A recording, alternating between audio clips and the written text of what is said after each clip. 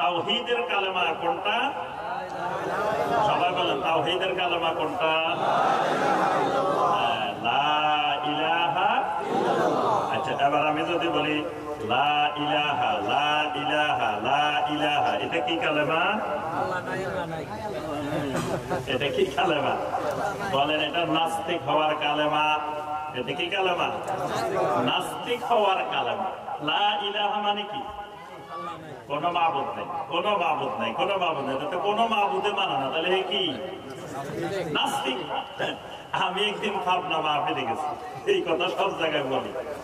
এক বক্তা আমার আগে মাগরিবের পর থেকে দীর্ঘ সময় বয়ান করতেছে, বয়ান করে আর টাকা তোলে, বয়ান করে আর টাকা তোলে। ওই দিন আবার আরেক জায়গায় দেখছি, ইয়াতে সিরাজগঞ্জের শাহজাদ করে দেখি যে আমার আগে 4 জন বক্তা উঠছে, মানে 5 জন বক্তা। তো 4 জন উঠছে আমার আগে, সবাই খালি কালেকশন, সবাই খালি কালেকশন, কোনো বয়ান নাই। যিনি উঠে খালি টাকা তোলে, যিনি উঠে টাকা তোলে, মানে মাহফিলে টাকা তোলা। আচ্ছা, এখন উনি ফাঁকে ফাঁকে শুধু আলে হাদিসের বিরুদ্ধে বয়ান করে আর টাকা তোলে। এখন খালি জনগণকে নিয়ে জিকির করে। তো উনি কি বলে? লা ইলাহা। জনগণ কয় কি? ইল্লাল্লাহ। উনি আর ইল্লাল্লাহ কয়, উনি কয় লা ইলাহা। জনগণ কয়, অনেক বক্তা দেখবেন লা ইলাহা চা খায়, ইল্লাল্লাহ কয় না। আছে না এরকম?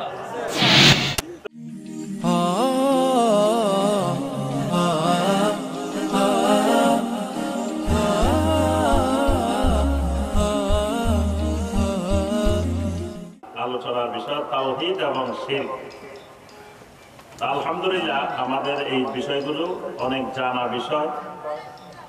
যেহেতু আমরা সালাফি মানহাজে বিশ্বাস করি, আমাদের দাওয়াতের বিষয়বস্তুই এগুলা। এই বিষয়গুলো সম্পর্কে আমরা মোটামুটি অনেক কিছুই জানি। তবে জানা জিনিসগুলোকে আরেকবার একটু মনে করাই দেওয়া, স্মরণ করাই দেওয়ার জন্যই এই সম্মেলনগুলোর আয়োজন করা হয়। আরেকটা জিনিস খেয়াল রাখবেন, আপনি যদি জিনিসগুলা জানেন তাও সম্মেলনগুলোতে হাজির হইবেন, আপনার উপস্থিতিটাই একটা বড় ধরনের দাওয়াত। কারণ যারা আহলুল বিদআহ তারা লক্ষ্য করবে যে ওনাদের প্রোগ্রামে, সম্মেলনে কেমন মানুষ উপস্থিত হয়েছে। এই উপস্থিতিটা সমাজে ব্যাপক প্রভাব সৃষ্টি করে।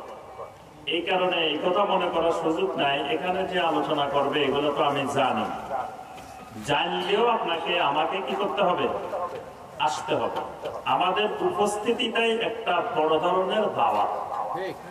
এই কারণে উপস্থিতি থেকে কোনো অবস্থায় দূরে থাকা যাবে না। সব সময় এই ব্রাহ্মণবাড়িয়া, আশেপাশে কুমিল্লা, তারপরে আশেপাশে হবিগঞ্জ, যে জেলাগুলো আছে, এখানে যে কোনো সালাফি মানহাজের প্রোগ্রামের খবর শুনবেন, দল মত নির্বিশেষে সবাই গিয়ে হাজির হয়ে যাবে ইনশাআল্লাহ।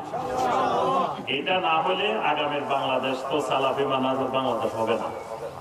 বাংলাদেশ হইতে হইলে যেখানে শুনবো সালাফি মানহাজের সম্মেলন, সেটা কে করতেছেন, কারা করতেছেন, কি জমিয়তে আহলে হাদিস করতেছেন, নাকি আহলে হাদিস আন্দোলন করতেছেন, নাকি আহলে হাদিস তাবলীগে ইসলাম করতেছেন, নাকি কে করতেছেন, এটা দেখার দরকার নাই। দেখতে হবে এটা সালাফি মানহাজের সম্মেলন কিনা। কি ঠিক আছে তো ইনশাআল্লাহ? তাহলে আমাদের আলোচনার বিষয় আজকে, ক্লাসের বিষয় কি? কথা বলতে হবে, কথা না বলতে হবে না। তাওহীদ ও শিরক। আচ্ছা, তাহলে আমরা আসি এই দুইটা জিনিস, একটা তাওহীদ, একটা শিরক। এই দুইটা কি এক জিনিস না আলাদা জিনিস? আলাদা আলাদা জিনিস। তাহলে তাওহীদের বিপরীত কি? শিরক। শিরকের বিপরীত তাওহীদ। মাশাআল্লাহ। তাহলে আমাদের সবার ঈমান আছে তো? অনেকে সন্দেহের মধ্যে আছে, ঈমান আছে কিনা তো বলতে পারতেছি না। ঈমান আছে তো? ঈমান থাকলে বলতে ভয় কিসের? জোর গলায় বলতে হবে যে ঈমান আছে ইনশাআল্লাহ। ঈমান আছে তো আপনাদের? আচ্ছা, আবার বলতে হবে ঈমানের বিপরীত কি? হয় নাই, ফেল, জিরো পাইছেন। এই জ্ঞান দিয়ে সালাফি মানহাজের বাংলাদেশ হবে না। তাহলে ইমানের বিপরীত কি? কুফর। ইমানের বিপরীত কি? কুফর। কুফরের বিপরীত বেদাতের বিপরীত, সুন্নতের বিপরীত বেদাত। মাশাআল্লাহ। তাহলে সুন্নত আছে যেখানে, বেদাত আছে যেখানে, তাওহীদ আছে যেখানে, শিরিক আছে যেখানে, সারা দুনিয়া বাসে গেল আমরা শিরিক আর বেদাত যেখানে আছে সেখানে নাই। আমরা যেখানে তাওহীদ আছে, সুন্নাহ আছে, আমরা সেখানেই আছি। তাহলে আমরা জানলাম এই দুটা জিনিস একটা আরেকটা কি বিপরীত। তাওহীদের বিপরীত শিরক, শিরকের বিপরীত তাওহীদ। তাহলে একটা আলোচনা করলে দুইটাই জানা হয়ে যাবে, কারণ বিপরীত জিনিস সহ বুঝতে হয়, না হয়তো আমরা বুঝতে পারবো না। তাহলে আমরা তাওহীদ দিয়ে শুরু করি। তাওহীদ, তাওহীদের কালেমাটা প্রথম বলতে হবে আপনাদেরকে। তাওহীদের একটা কালেমা আছে, কালেমাটা কি বলেন তো দেখি? ওই যে মুহাম্মাদান আবদুহু ওয়া রাসূলুহু সহ বলছে। আচ্ছা, প্রথমে আমরা যে শাহাদা পাঠ করি, শাহাদা, কালেমাতুশ শাহাদা, মানে শাহাদাতের একটা কালেমা আমরা পাঠ করি, করি না? ইসলামে ঢুকতে হলে শাহাদাটা পাঠ করা জরুরি বিষয়। কারণ নবী সাল্লাল্লাহু আলাইহি ওয়াসাল্লাম বলছেন, বুনিয়াল ইসলামু আলা খামস, শাহাদাতে আল্লা ইলাহা ইল্লাল্লাহ ওয়া আন্না মুহাম্মাদার রাসূলুল্লাহ। তাহলে ইসলাম 5টি ব্যানার উপরে, 5টি ভিত্তির উপরে, 5টি রোকনের উপরে প্রতিষ্ঠিত। 1 নম্বর রোকনটা হলো আমাকে আপনাকে সাক্ষ্য দিতে হবে লা ইলাহা, সবাই বলো লা ইলাহা ইল্লাল্লাহু মুহাম্মাদুর রাসূলুল্লাহ সাল্লাল্লাহু আলাইহি ওয়াসাল্লাম। আমাদের শাহাদা কালেমা এটাই তো নাকি? এই কালেমাটার মধ্যে দুইটা অংশ আছে, দুইটা পার্ট আছে। একটা অংশ হলো লা ইলাহা ইল্লাল্লাহ, আরেকটা অংশ হলো মুহাম্মাদুর রাসূলুল্লাহ সাল্লাল্লাহু আলাইহি ওয়াসাল্লাম। লা ইলাহা ইল্লাল্লাহ এই অংশটার নাম হলো কালেমাতুত তাওহীদ, এই অংশের নাম হলো তাওহীদের কালেমা। মুহাম্মাদুর রাসূলুল্লাহ সাল্লাল্লাহু আলাইহি ওয়াসাল্লাম এই অংশটার নাম হলো কালেমাতুর রিসালাহ। এবার মনে থাকবো, তাহলে তাওহীদের কালেমা কোনটা? রিসালাতের কালেমা কোনটা?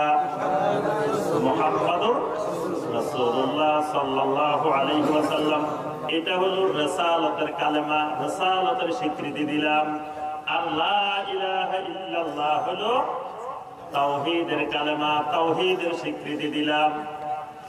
যুগে যুগে আদম আলাইহিস সালাম থেকে মুহাম্মাদুর রাসূলুল্লাহ সাল্লাল্লাহু আলাইহি ওয়াসাল্লাম পর্যন্ত এই দুটি কালেমার মধ্যে কালেমাতুত তাওহীদের কোনো পরিবর্তন হয় নাই। কালেমাতুর রিসালার যুগে যুগে পরিবর্তন হয়েছে, কিন্তু কালেমাতুত তাওহীদের কোনো পরিবর্তন হয় নাই।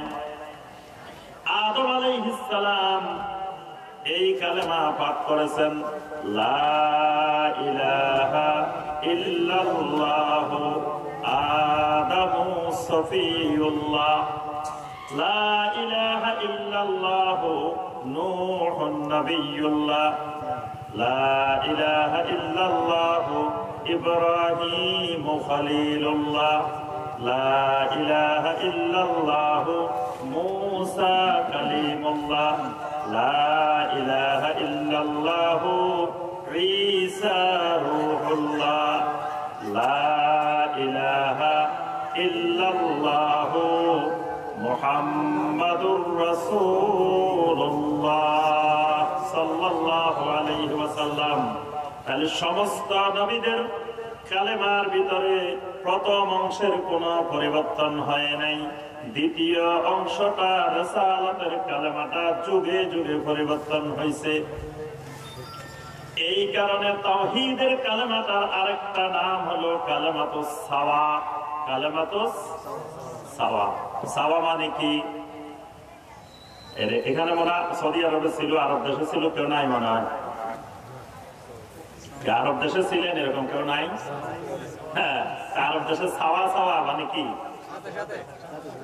হ্যাঁ হ্যাঁ, সাওয়া সাওয়া মানে সমান সমান, সাওয়া সাওয়া। আল্লাহ রাব্বুল আলামিন এই তাওহীদের কালেমার আরেকটা নাম দিয়েছেন কালেমাতুস সাওয়া। কোরআনে কারীমের মধ্যে আল্লাহ রাব্বুল আলামিন বলছেন, কুল ইয়া আহলাল কিতাবি তাআলাউ ইলা কালিমাতিন সাওয়াইন বাইনানা ওয়া বাইনাকুম আল্লা না'বুদা ইল্লাল্লাহ ওয়া লা নুশরিকা বিহি শাইআ ওয়া লা ইয়াত্তাখিযা বা'দুনা বা'দান আরবাবাম মিন দুনিল্লাহ। আল্লাহ পাক বলেন, রাসূল আপনি ডাক দেন আহলে কিতাবদেরকে, ডাক দেন, ইয়া আহলাল কিতাব, ও আহলে কিতাবরা শোনো, তাআলাউ, তাআলাউ মানে কি? আসো। তাআল মানে কি? আসো। আল্লাহ বলছে তাআলাউ, সবাই দিকে আসো। কেন আসবে? ইলা কালিমাতিন সাওয়াইন বাইনানা ওয়া বাইনাকুম, আমাদের মাঝে আর তোমাদের মাঝে একটা কালেমা আছে যেটা সাওয়া সাওয়া, কালেমাতুস সাওয়া। মুসা আলাইহিস সালামের যুগেও কালেমা ওইটাই ছিল, ঈসা আলাইহিস সালামের যুগেও ওইটা ছিল, ইব্রাহিম আলাইহিস সালামের যুগেও ওইটা ছিল।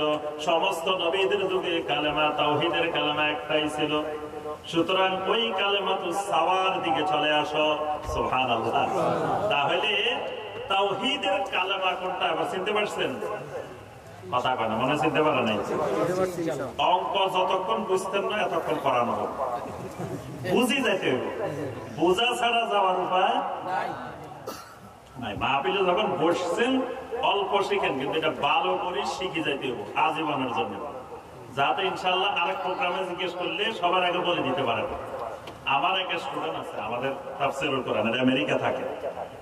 তো কয় শাইখ, আপনি যখন সরকার বাড়ি মসজিদে তাফসীর করেন তখন বিভিন্ন প্রশ্ন জিজ্ঞাসা করেন, যখন আপনার সামনে লোকগুলা পারে না এমন যে রাগ লাগে, আমি এখান থেকে কেমনে বলবো, মানে আমি তো বলার সুযোগ পাইতেছি না, আমি শুনতেছি কিন্তু উত্তরটা দিতে পারতেছি না।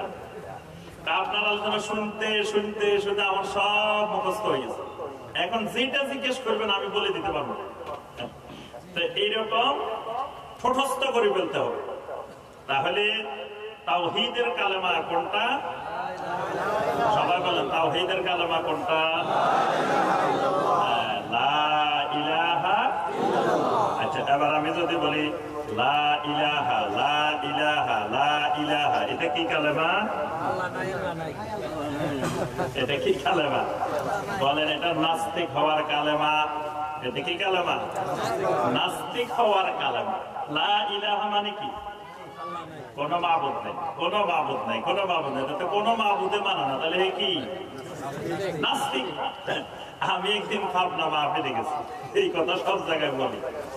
এক বক্তা আমার আগে মাগরিবের পর থেকে দীর্ঘ সময় বয়ান করতেছে, বয়ান করে আর টাকা তোলে, বয়ান করে আর টাকা তোলে। ওই দিন আবার আরেক জায়গায় দেখছি, ইয়াতে সিরাজগঞ্জের শাহজাদ করে দেখি যে আমার আগে 4 জন বক্তা উঠছে, মানে 5 জন বক্তা। তো 60 জন উঠছে আমার আগে, সবাই খালি কালেকশন, সবাই খালি কালেকশন, কোনো বয়ান নাই। যিনি উঠে খালি টাকা তোলে, যিনি উঠে টাকা তোলে, মানে মাহফিলে টাকা তোলা। আচ্ছা, এখন উনি ফাঁকে ফাঁকে শুধু আলে হাদিসের বিরুদ্ধে বয়ান করে আর টাকা তোলে।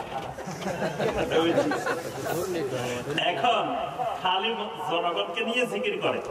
তো উনি কি বলেন? লা ইলাহা। জনগণ কয় কি?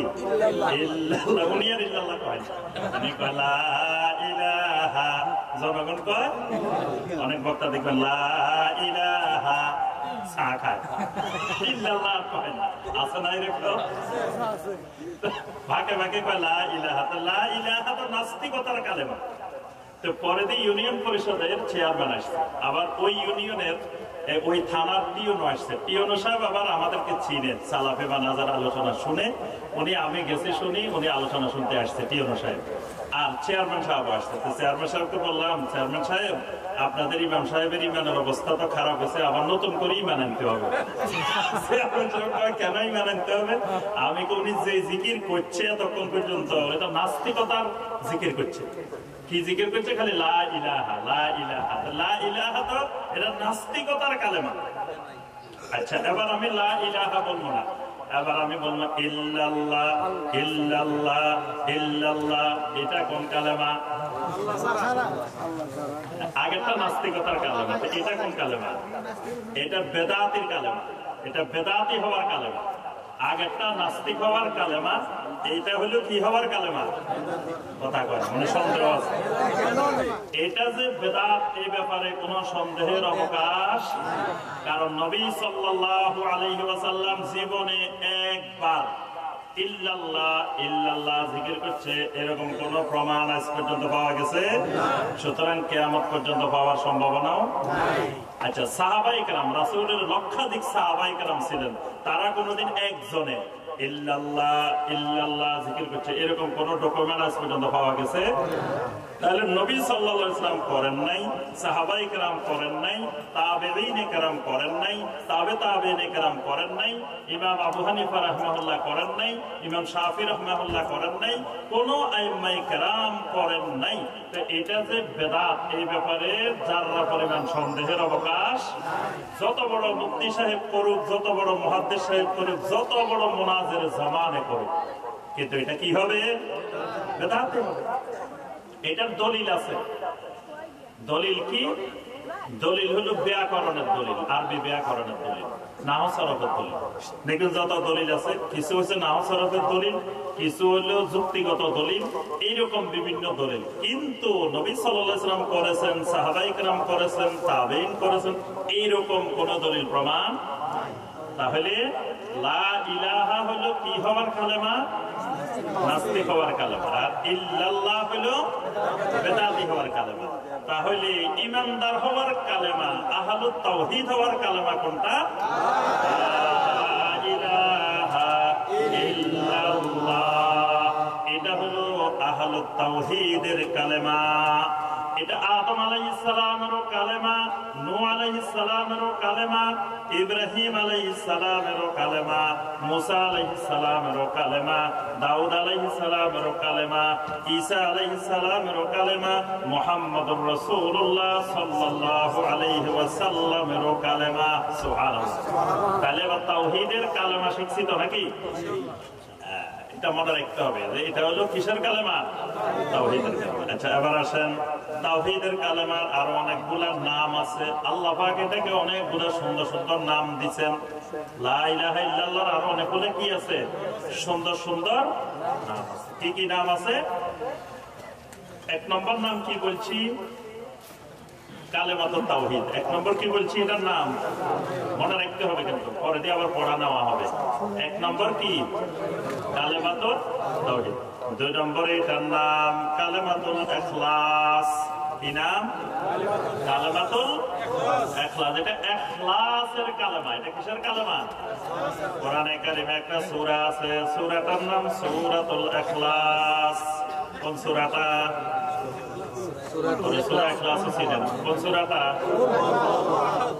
এটাকে আল্লাহ রাসূল সাল্লাল্লাহু আলাইহি ওয়াসাল্লাম বলেন এটা সুলুসুল কোরআন। কোরআনে কারীমের 3 ভাগের 1 ভাগ। আরেকটা সূরা আছে রুবুল কোরআন, কোরআনের 4 ভাগের 1 ভাগ। ওটা কোনটা? কাফিরুন। মাশাআল্লাহ, আজকে দেখছেন মেধাবী স্টুডেন্ট কোন সূরা বলতে পারে। তাহলে সূরা আল কাফিরুন এটা হলো রুবুল কোরআন, কোরআনের 4 ভাগের 1 ভাগ।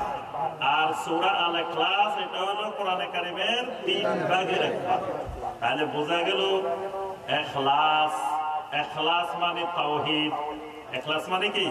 তাওহীদ। ইখলাস আর তাওহীদ এক জিনিস।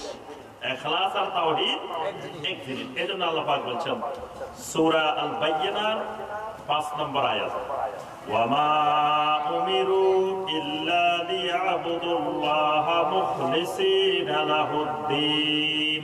মুখলিসিনা লাহুদ্দিন, এই দ্বীনকে নিজেকে আল্লাহর জন্য খালেস করে মুখলেস হয়ে আল্লাহর ইবাদত করতে বলছেন। এই মুখলেস হওয়া মানে কি হওয়া? তাওহীদবাদী হওয়া। কি হওয়া? তাওহীদওয়ালা হওয়া, আহলুত তাওহীদ হওয়া। তাওহীদ না হইলে কোন ইবাদত আল্লাহর কাছে কবুল হবে না। তাওহীদ নাই, কোন ইবাদত আল্লাহ রাব্বুল আলামিনের কাছে কবুল হবে না। কোন আমল কোনদিন জীবনেও আমলে সালেহ হবে না যতক্ষণ পর্যন্ত না ওই আমলের ভিতরে ইখলাস না থাকবে। ইখলাস না থাকলে ওই আমল আমলে সালেহ হয় না। আমলে সালেহ না হইলে ওই আমল দিয়ে আল্লাহর জান্নাত পাওয়া যায় না। ইখলাসের কালেমা, এটা যেমন তাওহীদের কালেমা, আবার এটা কিসের কালেমা? এটার আরেক নাম হলো কালিমাতুল্লাহ। এটা আল্লাহর কালিমা। এটার আরেক নাম কি? কালিমাতুল্লাহ। এটা আল্লাহর কালিমা। কোরআনে কারীমের মধ্যে সূরা তাওবার মধ্যে দেখবেন আল্লাহ পাক বলেন কালিমাতুল্লাহি হিয়াল উলিয়া ওয়াল্লাহু আসিসুন হাকীম। কালিমাতুল্লাহি হিয়াল উলিয়া, আল্লাহর কালিমাই হলো বিজয়ী, আল্লাহর কালিমাই হলো সবার উপরে। আল্লাহর কালিমা কোনটা? আল্লাহর কালিমা হলো কোনটা? লা ইলাহা ইল্লাল্লাহ। লা ইলাহা ইল্লাল্লাহর আরেক নাম কালিমাতুল্লাহ। কয়টা হয়েছে? মনে রাখতে হবে। কয়টা হয়েছে? 4 নম্বরে এই কালেমার আরেক নাম কালেমাতুত তাকওয়া। এই কালেমার আরেক নাম কি? কালেমাতুত তাকওয়া। এটা তাকওয়ার কালেমা। এই কালেমা যদি কারো ভিতরে না থাকে, সারা জিন্দেগি ইবাদত বন্দেগি করলেও এই লোক কোনদিন মুত্তাকিন হইতে পারবে না। তাকওয়া আসবে না। তাকওয়া আসতে হলে তাওহীদ থাকবে। এজন্য মুত্তাকিন হওয়া যাবে না যদি তাওহীদ না থাকে।